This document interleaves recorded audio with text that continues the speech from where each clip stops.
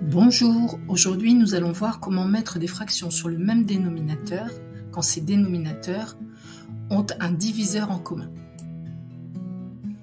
Dans des vidéos précédentes, nous avons vu déjà différents cas. Je te conseille de revoir ces vidéos. Nous avons vu le cas où les dénominateurs n'avaient rien en commun et où le dénominateur commun était le produit des dénominateurs. Je te laisse regarder.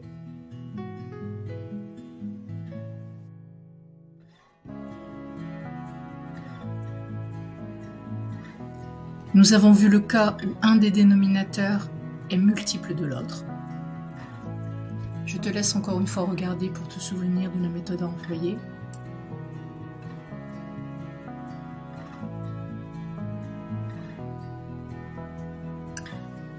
Et enfin le cas où un des termes n'est pas écrit sous forme fractionnaire.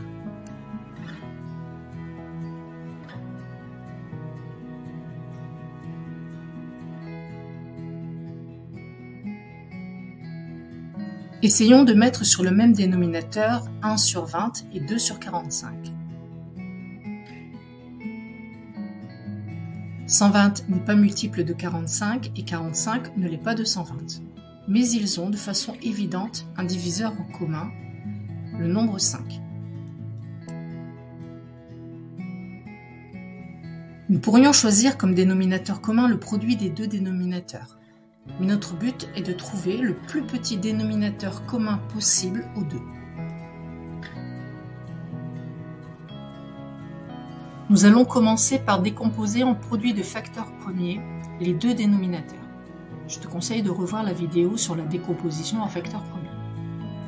Dans ces deux décompositions, nous constatons que 3 fois 5 est commun.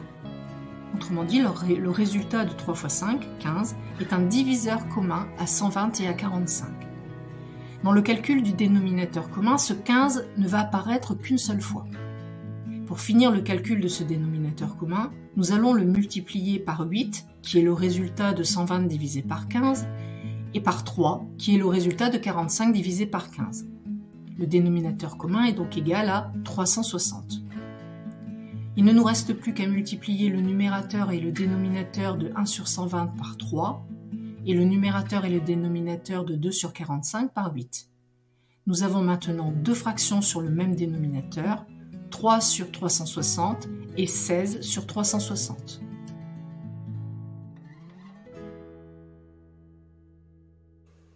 Mais quel est l'intérêt de déterminer le plus petit dénominateur commun de fractions ?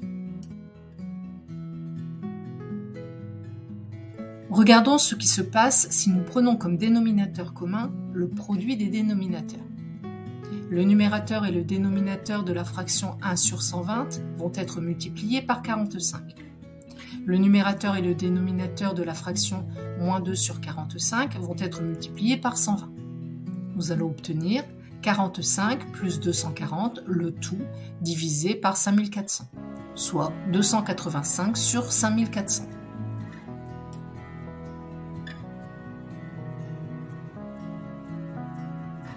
Regardons maintenant ce qui se passe si nous prenons 360 que nous avons déterminé précédemment. Dans la décomposition de 120, il y a du bleu et du rouge. Il n'y a pas de vert. Nous allons donc multiplier le numérateur et le dénominateur de la fraction 1 sur 120 par 3. Dans la décomposition de 45, tu peux constater qu'il y a du vert et du rouge. Il n'y a pas de bleu. Nous allons donc multiplier le numérateur et le dénominateur de la fraction moins 2 sur 45 par 8. Nous obtenons donc 3 plus 16, le tout divisé par 360, soit 19 sur 360. Comme tu le constates, le numérateur et le dénominateur sont beaucoup plus petits.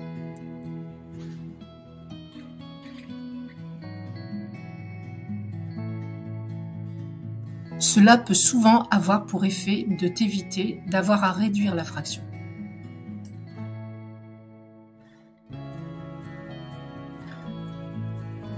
Au revoir et n'oublie pas que si tu apprends tes lois et travailles avec méthode, tu ne peux pas te tromper.